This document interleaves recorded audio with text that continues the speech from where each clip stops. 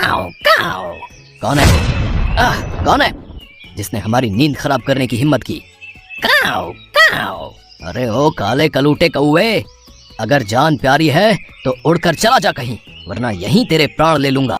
राजा हरिश्चंद्र गुस्से में बड़बड़ाता रहा, लेकिन उसके आराम कक्ष की खिड़की पर बैठे कौवे को कोई असर नहीं होता। वो अपने पूरे जोर से काँव काँव करता रहा। राजा हरिश्चंद्र भी कुछ कम नहीं था। असल में राजा बहुत ही खड़ूस किस्म का था। उससे राज्य की जनता भी बहुत परेशान थी। वो हर छोटी बात पर गुस्सा हो जाता और किसी को भी कोई भी सज़ा दे देता। उस दिन भी राजा उस कौवे की काँव काँव से कुछ ज़्यादा ही परेशान हो गया। कौवा बहुत प्यासा था और बार बार पानी मांग रहा था। राजा ने सैनिकों को कहकर उसे बार बार उड़ाया, लेकिन कौवा फिर वहीं वापस आ जाता और लगातार काँव काँव करता रहा। और बस फिर क्या था, इसी बात से राजा गुस्से से झल्ला गया। अच्छा, तो तू ऐसे नहीं मानेगा तो ठीक है, फिर अब मेरे हाथों मरेगा तू, काले कौवे। इतना कहकर राजा हरिश्चंद्र ने अपना तीर कमान उठाया और एक तीर कौवे की तरफ चला दिया। कौवा खतरा पाकर वहां से उड़ पाता उससे पहले ही राजा का तीर उसका सीना चीर कर निकल गया। तभी कौवा खिड़की से फर्श पर आकर गिर गया। अब कर काँव काँव, कान फाड़ दिए कमबख्त। राजा हरिश्चंद्र कौवे को मारने के लिए उसकी तलवार लेकर उसे मारने के लिए दौड़ा। तभी पहले कौवा हिम्मत जुटाकर उठा और पूरी जोर लगाकर वहां से उड़ गया। किसी तरह गिरते पड़ते कौवा जंगल में पहुंचा जहां कौवे की बस्ती थी। और फिर काऊ काऊ, ये क्या हो गया कल्लू चाचा? आपको ये तीर किसने मारा? काऊ, अरे बेटा, सुना था कि राजा विष्णुदत्त बहुत खड़ूस है, पर आज देख भी लिया। मैं तो बस पानी की उम्मीद में उसकी खिड़की पर जा बैठा, और देखो उसने ये क्या किया मेरे साथ। अरे वो तो मेरी तरफ तलवार लेकर दौड़ा था। मैंने बड़ी मुश्किल से अपनी जान बचाई है बेटा, पर लगता है मैं बचूंगा नहीं। बहुत दर्द हो रहा है। ऐसा मत कहो कल्लू चाचा, और हद हो गई। हम तो दिन भर काँव काँव करते हैं, हर किसी के घर जाकर बैठते हैं, पर हम पर तो कोई ऐसे तीर नहीं चलाता। आप पर ये तीर चलाकर उस राजा ने बिल्कुल भी ठीक नहीं किया। उसे इसकी सजा भुगतनी होगी। नमन कौवे की बातें सुनकर दूसरे कौवों को भी गुस्सा आ गया और सभी कौवे नमन कौवे की सारी बातें ध्यान से सुन रहे थे। कल्लू कौवे की तबीयत खराब होने लगी। उसने लंबी सांस ली और डाल से नीचे गिरने लगा। उसमें इतनी जान नहीं थी कि इस बार वो पंख फैलाकर उड़ सके। एक तो तीर के जख्म से और इतनी ऊपर से गिरने की वजह से उसकी तुरंत ही मौत हो गई। उसे देख सभी कौवे रोने लगे। नहीं कल्लू चाचा, आप हमें ऐसे छोड़कर नहीं जा सकते। कल्लू कौवे की मौत ने सारे कौवों को गुस्से से भर दिया। उस दिन पूरे कौवे बिरादरी में मातम पसरा हुआ था और हर कौवा राजा हरिश्चंद्र से बदला लेना चाहता था। इतने बड़े राजा से एक कौवे की मौत का बदला कैसे ले, ये बड़ा सवाल था। उस राजा ने कल्लू चाचा को इसीलिए तीर मारा ना, क्योंकि उसे हम कौवों की आवाज पसंद नहीं। उसके कान दुखते हैं हमारी आवाज से। तो फिर ठीक है, अब ना रहेंगे राजा के कान और ना होगी उसे कोई दिक्कत। सभी ने नमन कौवे की बात पर हामी भर दी। तभी एक बूढ़े कौवे ने आगे बढ़कर कहा, वो तो सब ठीक है, पर इतनी कड़ी सुरक्षा में तुम उसकी भी योजना है मेरे पास बाबा। नमन ने सभी कौवों को इकट्ठा किया और अपनी योजना के बारे में बताया। थोड़ी देर बाद नमन कौवा बाजार के ऊपर मंडराने लगा। उसे वहां एक दुकान नजर आई जहां चाकू छुरियां तेज कराई जाती थी। नमन ने मौका देख वहां से एक तेज चाकू चुरा लिया। अगले दिन सारे कौवे राजा को सबक सिखाने के लिए तैयार थे। नमन कौवे की योजना के मुताबिक सभी कौवे तो पहले एक साथ उड़े, लेकिन महल पहुंचने से पहले सारे कौवे दो हिस्सों में बंट गए।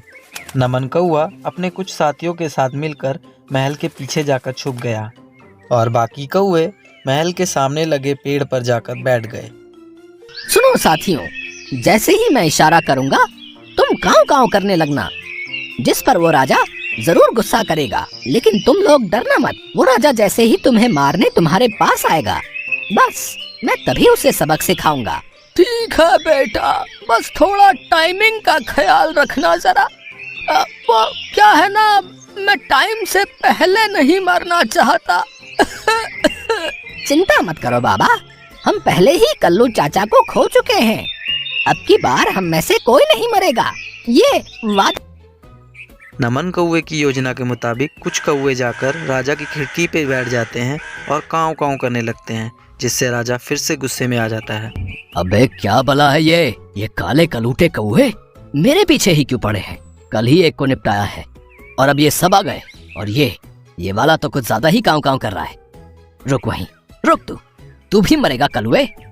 राजा जैसे ही अपनी तलवार लेकर बूढ़े कौवे को मारने के लिए उसकी तरफ दौड़ा, बूढ़ा कौवा तो फौरन वहां से उड़ गया, लेकिन नमन का इशारा पाते ही पेड़ पर बैठे हुए बाकी कौवों ने राजा पर हमला कर दिया, जिससे राजा हरिश्चंद्र घबरा गया और कमरे की तरफ भागने लगा। तभी पीछे छुपे नमन कौवे ने मौका देखकर राजा के दोनों कानों को काट लिया और कानों को मुंह में दबाकर उड़ गया। अरे मैया, अरे कान काट लिए, अरे मेरी मैया। कौवा, ये तुमने क्या किया? बिना कान के राजा बना दिया रे। अरे तुम कौवे हो कि जल्लाद? अरे ओ कलुओ, मेरे कान वापस करो, मैंने कहा फौरन लौटाओ मेरे कान। नमन कौवे ने राजा के दोनों कान काट लिए थे। नमन राजा के दोनों कानों को मुंह में दबाए लिए सामने वाले पेड़ पर जाकर बैठ गया। भाई मान गए बेटा तुम्हें, पर एक बात तो बताओ, अब इन कानों का तुम करोगे क्या? कुछ नहीं, देखो ना, बिना कान के राजा कितना तड़प रहा है, उसे थोड़ी देर ऐसे ही रोने दो, बाद में मैं उसके कान उसे वापस कर दूंगा। है पागल हो गया है क्या? है वो राजा तुझे छोड़ेगा नहीं बे। और जब कान वापस करने ही थे तो हमारी जान की बाजी क्यों लगाई तुमने बेटा? चिंता मत करो बाबा, राजा को उसके कान मिलेंगे जरूर, पर इतनी आसानी से नहीं। सबको लेकर मेरे साथ आओ, मैं सब समझाता हूँ। नमन कौवे ने राजा के दोनों कान बूढ़े कौवे को दे दिए और फिर अपने साथियों के साथ मिलकर राजा की खिड़की पे जाकर बैठ गया। कौवों को देखते ही राजा पहचान गया और डर कर पर्दों के पीछे छुप गया। अब ये तो फिर से आ गया, अब की बार पता नहीं क्या काटेगा। बचाओ सैनिकों, बचाओ मुझे, कोई है?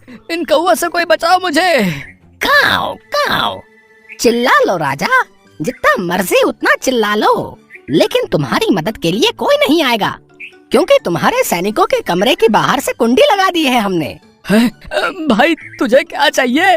तू क्यों मेरी जान के पीछे पड़ा है? मैंने तेरा क्या बिगाड़ा है? अच्छा, इतनी जल्दी भूल गया? कल तूने हमारे कल्लू चाचा को मारा था और तेरे कान काटकर हमने उसी की सजा दी है तुझे। मुझसे गलती हो गई भाई, माफ कर दे यार। मैं तुझे खूब सारा पैसा दूंगा, खाना दूंगा, बस मेरे कान मुझे वापस कर दे भाई। देखना मैं बिना कान के कैसा बंदर जैसा लग रहा हूँ। ऐसे ही अपनी जनता के सामने जाऊंगा तो सब मुझ पे हंसेंगे भाई। भाई दे दे भाई। ऐसी बात है तो ठीक है, तुम्हें तुम्हारे दोनों कान वापस मिल जाएंगे, लेकिन उससे पहले तुम्हें वादा करना होगा कि आज के बाद तुम या तुम्हारे सैनिक कभी किसी पक्षी पर हमला नहीं करोगे, चाहे जो हो जाए। भाई मंजूर है भाई, भाई मंजूर है भाई, सब मंजूर है भाई सब। और दूसरी बात ये कि तुम्हें अपने महल के ठीक सामने हमारे कल्लू चाचा की मूर्ति बनवानी होगी।